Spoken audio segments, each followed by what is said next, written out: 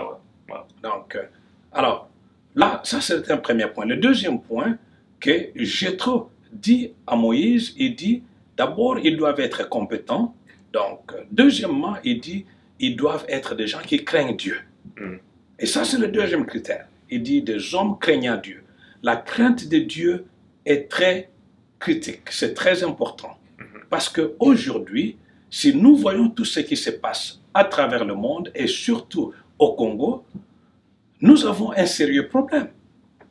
Des gens, la situation politique se trouve telle qu'elle est, c'est parce que ceux qui dirigent le pays n'ont pas la crainte de Dieu. Et le manque de cette crainte de Dieu nous a amenés là où nous sommes. Par exemple, les gens croient que personne ne me voit. Je peux donner des exemples très simples.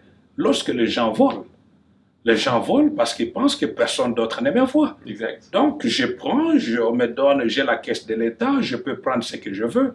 Et les gens n'ont pas la crainte de Dieu. Ils sont là-bas, ils pensent que, bon, quand je suis président, quand je suis ministre, quand je suis gouverneur d'une province, quand je suis politicien, je peux amasser toutes choses sans pour autant mettre l'argent dans la caisse de l'État. Ils considèrent que personne ne les voit. Mais celui qui craint Dieu, c'est que il y a quelqu'un qui est à mes côtés à chaque moment. Mais la crainte de Dieu, c'est ça aussi qui nous motive quand même à avoir, quand je parle de la crainte de Dieu ici, c'est là nous parlons du renouvellement de l'intelligence. Nous parlons des personnes, des hommes et des femmes, surtout qui ont pris une décision personnelle de recevoir Jésus-Christ dans leur vie comme leur Seigneur et Sauveur personnel, des gens qui ont une intelligence renouvelée. Ces gens-là devraient être des personnes qui dirigent le pays, et surtout en cette période ici, au Congo. Vous avez dit une chose qui m'a quand même interpellé. Vous avez dit que la crainte de Dieu, et même là vous avez mentionné quelqu'un qui a ces renouvellements de lui-même en Christ, qui a reçu Christ en lui. Comment alors quelqu'un dans, surtout le milieu politique, on écoute beaucoup de gens qui utilisent la religion comme un atout pour pouvoir attirer la foule, ils utilisent des pasteurs, ils utilisent d'autres dirigeants religieux. Comment on peut connaître que quelqu'un a réellement la crainte de Dieu, ou bien quelqu'un qui parle un bon langage religieux? Comment on peut voir la différence? Comment la foule, ou bien nous, pouvons distinguer que non, réellement, cette personne a cette crainte de Dieu dont vous parlez? Ça c'est une très bonne question. Vous savez, d'une part, ce n'est pas à moi de pouvoir dire qui a la crainte de Dieu, qui n'en a pas. D'autre part, la Bible nous dit clairement, la crainte de Dieu, quand j'ai parlé ici, ce n'est pas seulement le fait que quelqu'un soit... Parce qu'on peut être un moraliste. Il y a des moralistes qui n'ont pas... qui vivent des fois une vie qui défie même des chrétiens. Mais il y a des gens qui utilisent... Aujourd'hui, nous savons que même partout à travers le monde, on peut utiliser la religion, on peut utiliser un langage chrétien. Et les gens, on trouve des politiciens. Vous allez voir des politiciens, quand il y a une marche, ils vont dans l'église, ils se mettent là au premier rang, qu'on voit qu'ils sont dans l'église et toutes ces choses-là. Mais ce n'est pas ça. Ça, ce n'est même pas ça la crainte de Dieu. Le langage ne suffit pas, mais les actions. Ceux qui aujourd'hui disent qu'ils sont des chrétiens, comment ils sont vécus. Il y a beaucoup d'entre eux qui ont géré une partie du pays. Il y en a qui ont été ministres. Il y en a qui ont été premiers ministres. Il y en a qui ont été députés, il y en a qui ont été sénateurs, il y en a qui ont été gouverneurs.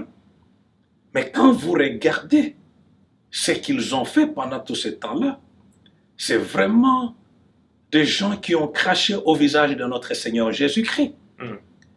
Parce que la crainte de Dieu ne vient pas sans avoir pris une décision personnelle de recevoir Jésus-Christ dans sa vie comme son Seigneur et Sauveur personnel. Ça commence par ces renouvellements.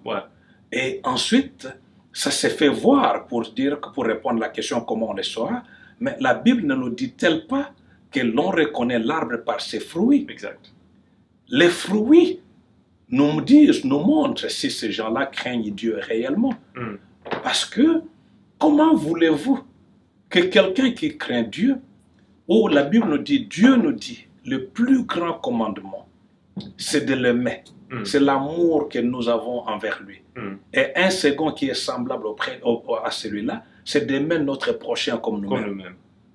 Comment voulez-vous que nous avons des gens qui sont devenus des millionnaires, des multimillionnaires, dans des provinces où ils ont géré?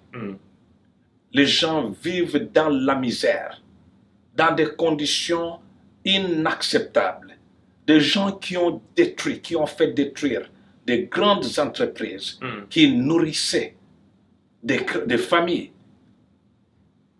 Ça, c'est le manque de crainte de Dieu. Et ces gens-là vont se faire passer pour des chrétiens aujourd'hui, malheureusement. Nous voyons des gens qui ont fait tomber l'économie de ce pays. Et ces gens-là, il y en a qui ont été même des premiers ministres. Et aujourd'hui, ils vont se faire passer pour des chrétiens. Être chrétien ne devrait pas être seulement comme une étiquette. On devrait avoir une démonstration de l'amour réel. Les gens devraient sentir la compassion. Et là, vous avez dit une chose qui est quand même très intéressante, surtout par rapport à comment quelqu'un pourra, d'une manière concrète, voir que cette personne est chrétienne ou pas, ou bien que cette personne... Et je n'utilise pas seulement le terme chrétien, mais utilisons le terme avoir cette crainte de Dieu, comme vous l'avez dit. Et vous avez parlé d'un exemple simple, même par rapport à la façon dont la personne dirige, dont la personne est l'entrée de pouvoir gérer des fonds de l'État. Voilà. Tout ça, il y a des manières, même quand on regarde dans les Écritures, nous voyons que le Seigneur lui-même décrit d'une manière d'autre fois claire comment un chrétien qui est dans une position de leadership peut pouvoir gérer les fonds de l'État, peut pouvoir gérer ses compatriotes, peut pouvoir gérer... Donc, de cette manière-là, j'ai envie que beaucoup de ceux qui nous regardent aujourd'hui peuvent avoir une idée un peu par rapport à comment vous voyez, quand on parle de la crainte de Dieu, quels sont des exemples aujourd'hui que je peux voir, ok, cette personne, oui, ça c'est ce que Dieu veut qu'une personne qui est au leadership fasse, et ça, ce n'est pas ça. Oui, bon, que nous ne voulons pas qu'on ait des système de règles, que ça doit être comme ça ou pas ça. Voilà, nous allons observer s'il y a ceci, à la lettre, tout ça. Mais c'est surtout plus les fruits d'une compassion réelle, intrinsèque, qui se manifeste, qui se fait voir dans la façon de la gestion de l'affaire publique. Nous devons voir des gens qui ont les soucis, parce que comment voulez-vous qu'aujourd'hui, nous ayons des familles qui travaillent, des gens qui travaillent du matin au soir, mais qui ne sont pas à mesure de nouer les 2 bouts du mois? Comment voulez-vous que l'on puisse dire qu'on est en train de gérer une province, par exemple? On a soi-même des milliards, des millions, et les gens autour de vous qui sont là-bas ne peuvent même pas envoyer un enfant à l'hôpital, ne peuvent même pas mettre un enfant à l'hôpital. Donc, il y a la crainte de Dieu se manifeste non seulement dans notre façon de dire « je ne vais pas pécher », dans des péchés classiques, mais des péchés d'omission, d'assistance, des personnes en danger. Le peuple congolais est en danger, se trouve dans une situation dangereuse. Et lorsque quelqu'un a la crainte de Dieu, cette personne devra tout faire pour chercher à lui venir au secours. À l'heure actuelle, je ne trouve pas de gens au Congo. Je ne trouve pas de gens qui ont démontré cette compassion envers nos compatriotes qui travaillent jour et nuit. C'est méchant de payer à quelqu'un aujourd'hui $50 par mois. Comment est-ce que cette personne va vivre? C'est inhumain. C'est une démonstration même du manque de crainte de Dieu. Donc, il y a cet élément, il y a la gestion de l'affaire publique, de la caisse de l'État, qui est une chose qui est vraie, mais aussi la façon dont on traite les autres Congolais qui sont en train de souffrir. Alors, Jéthro l'a bien dit à Moïse, qu'il faut qu'il y ait ces gens-là qui craignent Dieu. C'est vrai, il faut que la personne ait une certaine confession de foi. Et ça, c'est très important. Moi, personnellement, à cause de ma foi, je dirais que cette personne doit avoir un témoignage personnel pour montrer, si on lui posait aujourd'hui la question de savoir comment est-ce que vous êtes devenu chrétien, qu'on ne dise pas seulement, écoute, j'ai été baptisé, ou bien non, j'ai toujours été chrétien, mais que cette personne dise dans quelles circonstances elle a reçu Jésus-Christ dans sa vie comme son Seigneur et Sauveur personnel, et qu'est-ce que Jésus a fait dans sa vie, et démontre que dans sa vie, sa vie a été un témoignage de cette démonstration de la transformation, de la régénération par le Saint-Esprit que Dieu nous donne en Jésus-Christ. Donc, ça c'est un élément important. Et je considère que le prochain président de la République démocratique du Congo devra être quelqu'un qui est d'abord compétent et quelqu'un qui craint Dieu. C'est-à-dire celui qui a reçu Jésus-Christ dans sa vie comme son Seigneur et Sauveur personnel. On peut nous dire n'importe quoi. Nous sommes un État laïque, nous sommes ceci, cela. Ça, c'est un faux problème. Parce que la foi de quelqu'un dicte ce que la personne sera. Si vous voulez un président qui démontre la compassion envers son peuple, il faut vous assurer que cette personne-là a une base spirituelle qui l'amène à faire des choses de cette façon-là. Démontrer cette compassion. Exactement. Donc, vous ne pouvez pas demander à quelqu'un qui soit compatissant alors que la personne est impliquée dans des histoires de ténèbres qui, dans un monde de ténèbres qui demande d'ailleurs que pour que l'on puisse avancer des étapes, il faut faire souffrir ton peuple. Alors, c'est à notre peuple, c'est surtout aux enfants de Dieu de comprendre cette importance, de pouvoir s'engager et savoir que nous avons prié à Dieu pendant plus de 20 ans, dire Seigneur, envoie-nous l'un des nôtres.